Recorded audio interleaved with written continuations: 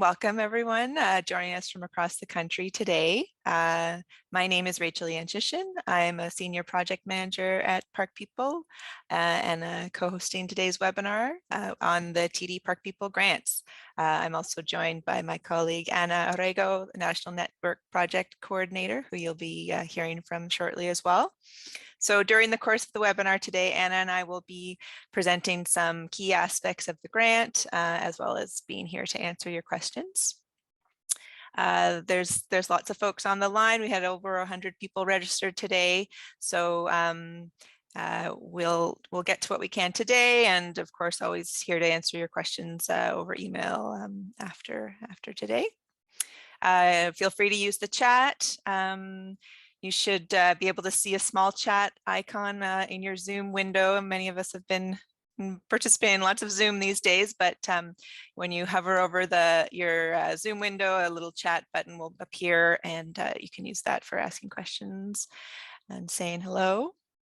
And be sure that you're sharing your chat messages with everyone so everyone can see and we can commune with each other. So the session today will be recorded and will be available on the Park People website during the application period for anyone unable to attend today or for sharing with your community. So yeah, we've already started a little introduction, so feel free to pop in the chat and say hello. Let us know where in the country you're joining from. We've got about 55 people or so on, so that's great. Welcome. So I would like to open the webinar today by acknowledging the land that I'm on and expressing my gratitude for its critical connection to the health of all, and also acknowledging the enduring presence and resilience of First Nations, Inuit, and Métis people on the land, and recognize their roles as caregivers, stewards, and storytellers across Turtle Island.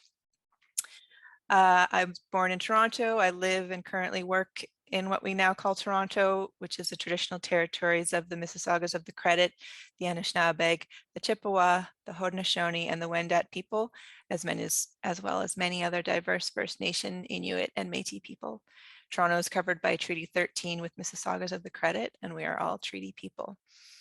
So we see that parks play a vital role in providing shared spaces for all people and are important sites for reconciliation and decolonization. So if you'd like to introduce, along with your introduction of yourself in the chat window, you can let us know what nation's territory you're visiting us from. And if you don't know which nation's territory you live or work in, we're encouraging you to visit a couple websites that we're sharing in the chat.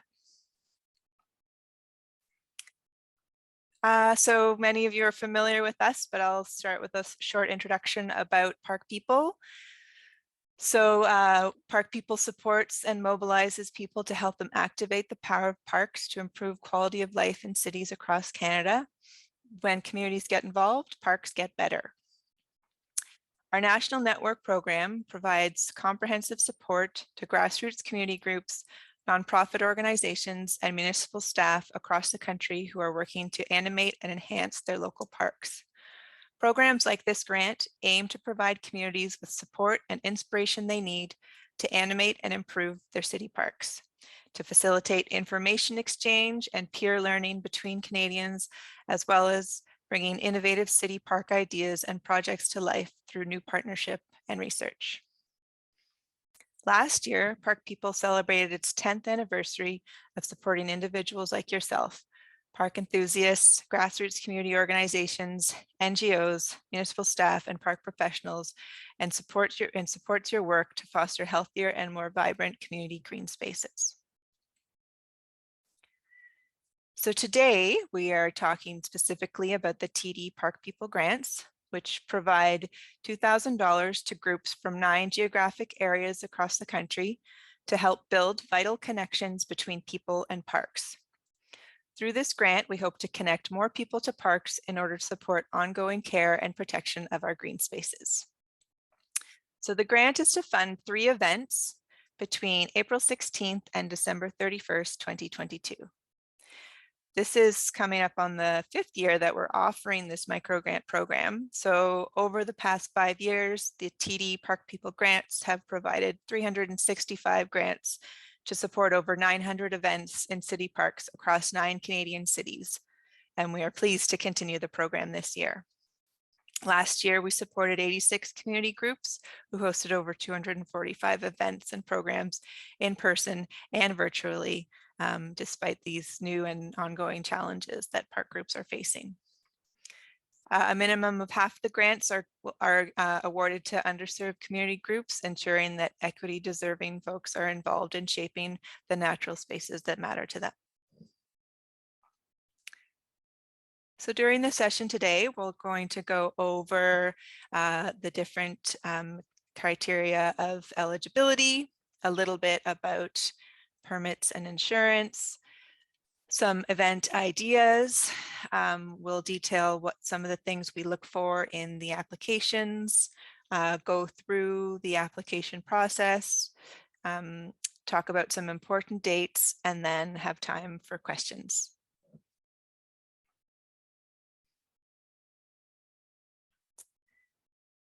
So the first eligibility criteria I'll talk about is geography. So groups must be based in one of the 9 following areas. So we've got Metro Vancouver, Edmonton, Calgary, Winnipeg, Greater Toronto Area, the National Capital Region, Ottawa, Gatineau, Montreal, Quebec City, and Halifax Regional Municipality. So we have links to the maps of these areas on the FAQ page on our website.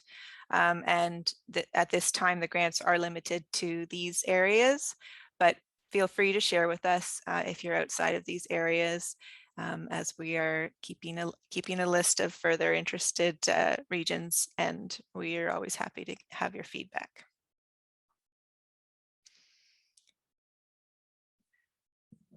So in terms of event eligibility, so the grant is for hosting 3 events, and they can take place anytime in between April 16th and December 31st, 2022. And they can be in person or virtual events or a hybrid of both. We'll talk a bit more in the presentation of some different types of eligible events, and we've also been more and more accustomed to this idea of pivoting into the virtual format or combining the two. So always interested to hear your ideas around that.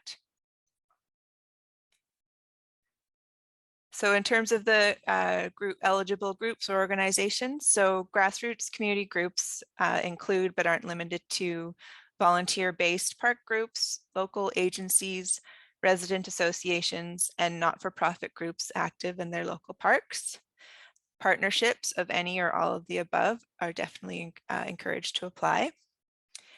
As I mentioned, a minimum of half the grants will be given to underserved community groups, ensuring equity-seeking groups are involved in shaping the natural spaces that matter to them. These areas have historically seen less investment than other areas of a city, for example, in park programming and transit, and often include newcomers and people living on lower incomes. Some cities have specific geographic areas indicated, including Toronto's neighborhood improvement areas or Montreal's integrated urban revitalization zones. Some other considerations are that groups should be able to demonstrate their ongoing commitment to enhancing their green spaces, and also demonstrate the ability to sustain the group beyond this grant cycle. And a note about previous TD Park People grant recipients. Previous grant recipients are, yes, eligible to apply again. However, we do like to support as many new groups as possible. So in cases of comparable application, preference will be given to applicants who have not previously received a grant. So if you did receive a grant between 2018 and 2021, we'll be looking for new ideas and events than what was previously funded.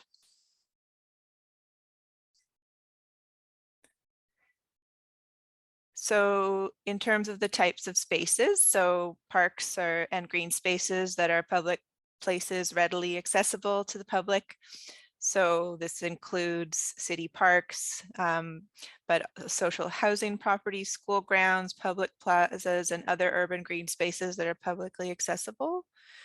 And get in touch with us if you're wondering about your space eligibility, and we can discuss more about that. And the virtual, if event is virtual or online, they don't, it's not required that they're connected specifically to a specific green space, but they really should be encouraging participants to get outside and connect with their green spaces before, during, or after the event.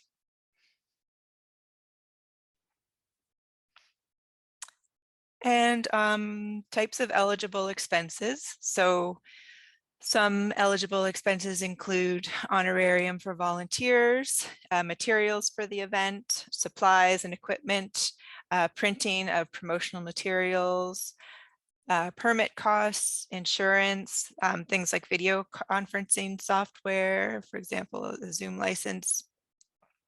We're looking for reasonable event expenses, and a note that up to 3/4 of the grant can be spent on human resources, so that's on volunteer honoraria or staffing costs, and the remaining 25% can be for event costs such as supplies and equipment.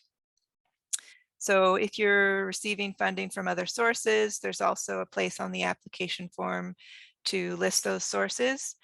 So the more detail you can provide, the better. And then we can get a sense of the group's level of preparedness for hosting the events. And I'll pass it over to you, Anna.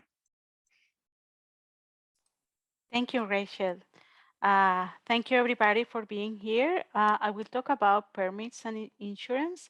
Your events may or may not require a permit for the space in which they are being held. For experience, in order to ensure success, this is research to do ahead of time. Do take a close look at the permitting requirements for your region, including any associated fees and processing times. We know that depending where you are located, COVID-19 situation is different. For that, we have gathered the link for different municipalities' permit information that we are sharing with you in the chat. This information can also be found on our FAQ page on our website, with links to each municipality. Please feel free to use this as a starting point in your research. Now you are trying to think about what kind of event you will host, we have a few things to keep in mind. First, your event must be free, meaning there is no admission or entry fee to participate. However, you may have vendor, food for sale as a component of your event, but for sure, if it is safe to do at the same time. Also, events must be accessible and inclusive to everyone, and they must have an environmental component, whether through environmental education, a commitment to sustainability practice, or stewardship activities. The environmental component can be just an element of a large event or also the main focus of your event. We will give some examples of what this could look like in the next few slides, especially with social distances and public health consideration or virtual event formats in mind. For example, environmental education as a component can raise awareness about the green space and the value of taking care of it, such as a guided nature walk or a workshop on climate change.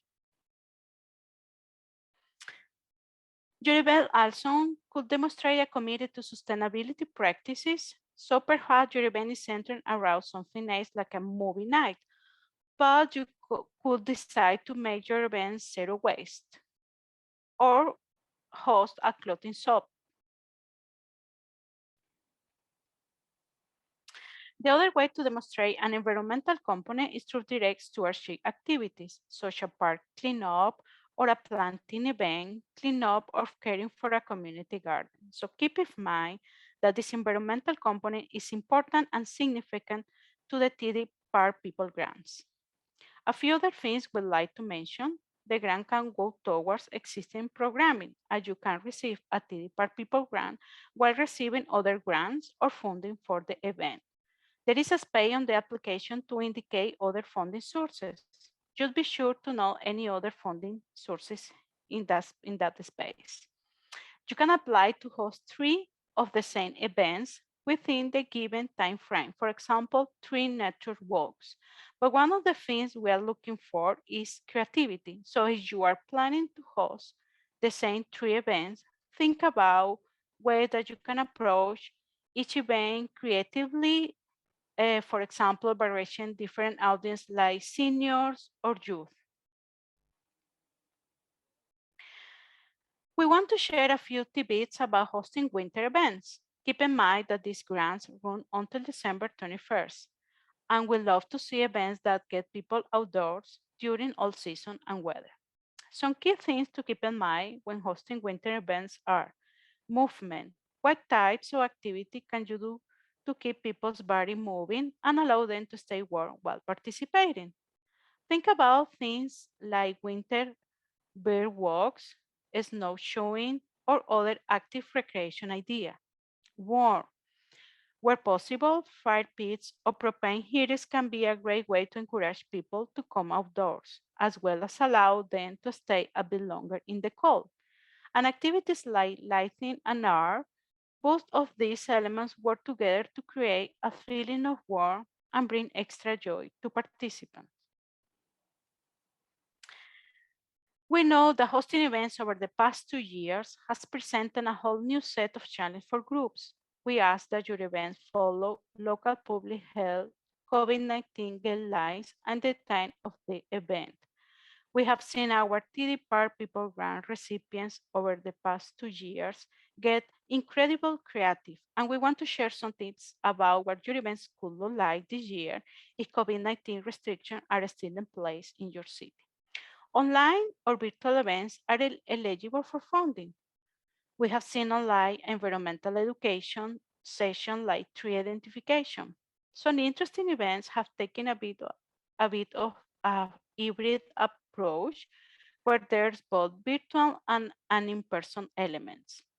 Another style event that we saw was this idea of asynchronous events, or people being in the same place but at different times to accommodate social distancing. For example, chalk art contests along a specific sidewalk in the part of neighborhood. We have some examples here.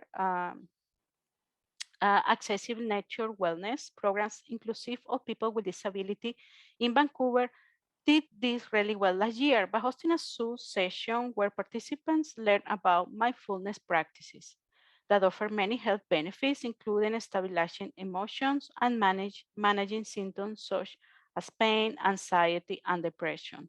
Participants were encouraged to use this practice or skills outside in a park, and afterwards they shared their experience.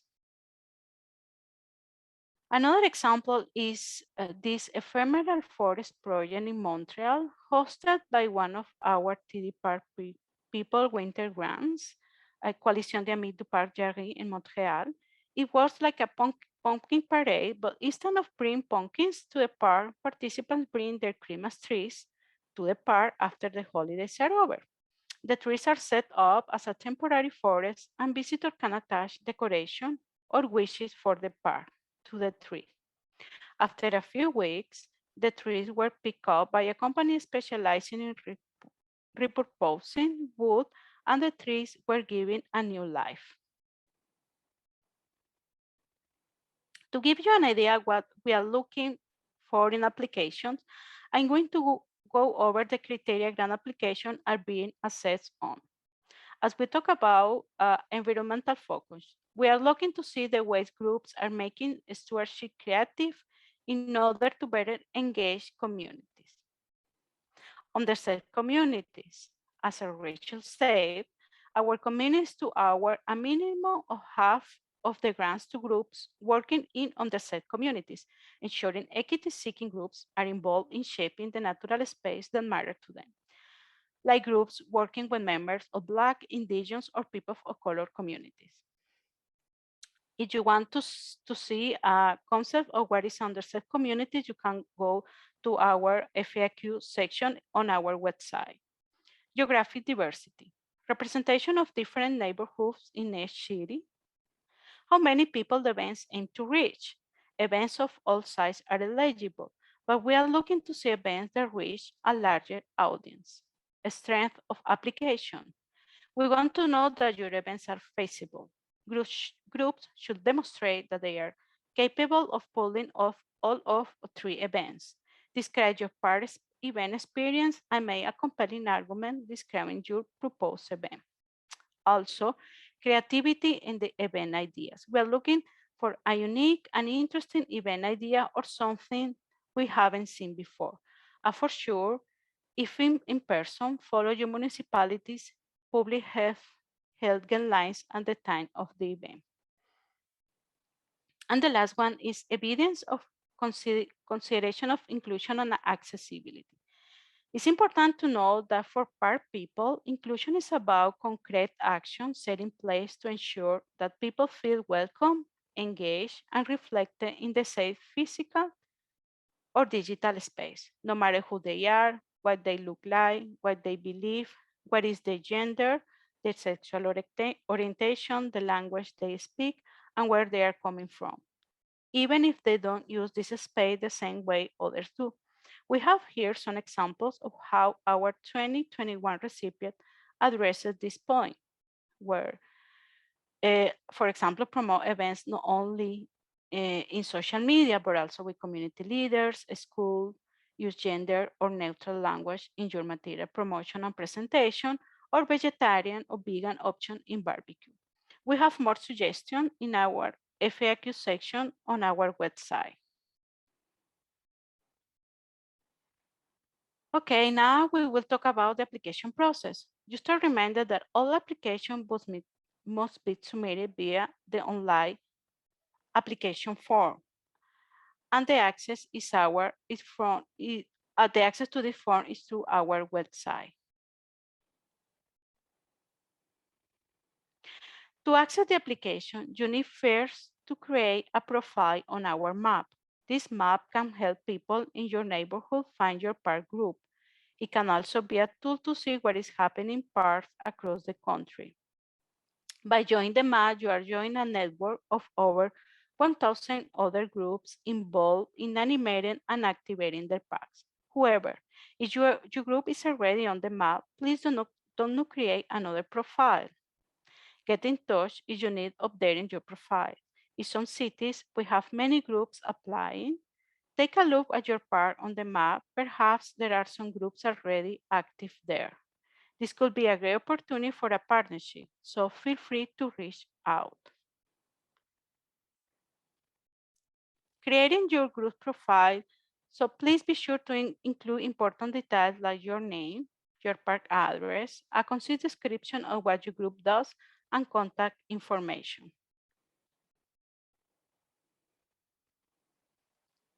Once you have created a group profile or log in your profile, you will have access to the online application form.